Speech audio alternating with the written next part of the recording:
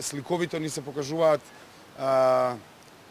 едноставно контурите на планот кој досега беше во главите на градоначелниците на ВМРО ДПМН, тоест колабирање на градската хигиена за да се оправда приватизирање на комуналното хигиенско предпријатие. Ние тоа нема да го дозволиме, ние сметаме дека комуналното хигиенско предпријатие треба веднаш да се окрупни во неговите капацитети, во неговата механизација, во условите за работа на луѓето и веднаш едно посилно предпријатие да настапи на улиците на град Скопје и да одржува хигиената во континуитет на вистински начин. Но откако ќе се исчисти сето тоа ѓубре, ние сметаме дека постојат иновативни научни методи кои веќе се користат во некои градови во Европа. Ние имаме стапено со некои странски експерти кои работеле со оваа технологија